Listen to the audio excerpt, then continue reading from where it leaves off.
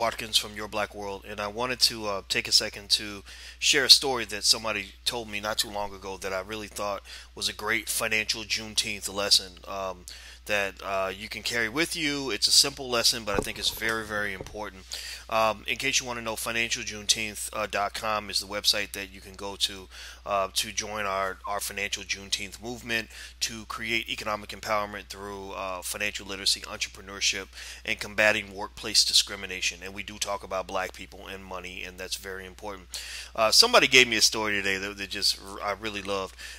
They basically talked about how there was a woman that my friend knew who was getting mistreated on the job. She was the employer was racist. People were forcing her to do things she didn't want to do. They were disrespecting her. They were talking to her like a dog. They were making her life a living hell. She hated going to work. Hated going to work every day. And it turned out, though, my friend said, she said, I found out that she had a business on the side. That actually she was making money, enough money that she didn't really even need the job. That she had a side hustle, and it wasn't enough to be full-time income, but it was enough to pay her bills in case she didn't have a job anymore. So she said, I told her, girl, you need to go on in there and lay down the law and tell these people you're not going to put up with that mess, that you're going to deal with this and you're going to deal with this directly. And she said the very next day, the woman went into the office and she went ham. She went hard. She told them, she started setting up meetings. She started demanding accountability. She started letting them know that there were certain things that she will not tolerate that in terms of unfairness. And do you know what happened? They changed their whole tune. They started treating her with respect.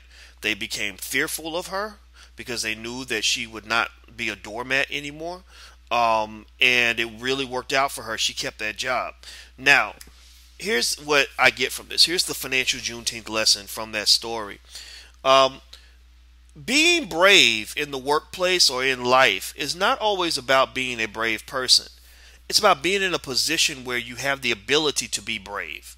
It's about having a fallback option so that you're not in a situation where you are dependent upon those who hate you to pay your bills and feed your kids. Understand that the greatest amount of influence I can have on another man, the way I can make another man shake in his boots, is for that man to know that I'm the reason that his kids are eating every day. If I know you have nowhere else to go and you have no other options, then guess what? If I decide I'm going to treat you like a dog, I'm not going to feel bad about it because you ain't going nowhere. Because you're deep in debt. You only got one source of income. You are living paycheck to paycheck because your expenses are up to here. So you are financially trapped. You are trapped in a box. So because I know you can't go anywhere, it is not risky at all for me to disrespect you in every way that I possibly can, especially if you don't have skills and education. So a lot of black people, unfortunately, are walking themselves into an economic box. When you don't make education a top priority, education and training, when you don't teach children to have their own business, when you teach people to go deep into debt, when you teach people to try to keep up with the Joneses and waste all their money, then effectively you are telling them how to become economic slaves. So, what I can just say from this story here that I just love the story. In fact, after I was told the story, I said, you know what, let me go because I need to go ahead and share this message with my fellow runaway slaves who are running away from the corporate plantation because I think they're going to dig this story. Understand, if you want to be brave, you don't have to be a brave person.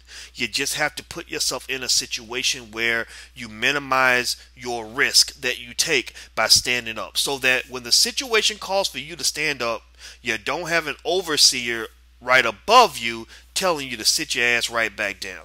That's not the life that you're meant to live. You're meant to live a better life than that. So make yourself economically free. Get that side hustle going. Push on that business. Learn entrepreneurship, learn how to create options. Don't become dependent on somebody else's money. Have multiple streams of income. Make sure you've got education and training. And that way, even as the rest of the world follows the path of ignorance, because right now ignorance is winning. Right now the BET Awards are getting 8 million views. This video might get 1,000, but it doesn't matter. I'm talking to the runaway slaves. I'm not talking to the people who are determined to be coons. That's not what we're meant to be. We're meant to be better than that. We're meant to be strong. We're meant to be the future. In fact, this is a battle that we will win because our children are dependent on us to be strong. So be strong for your family, be strong for yourself, and don't let nobody walk all over you. I'm Dr. Boyce Watkins. Make sure you go sign up at financialjuneteenth.com, and please also subscribe to this video because this movement is really picking up, and I want us to understand the value of economic freedom. It is possible if we believe. Talk to you soon. I'll catch you on the rebound. Peace.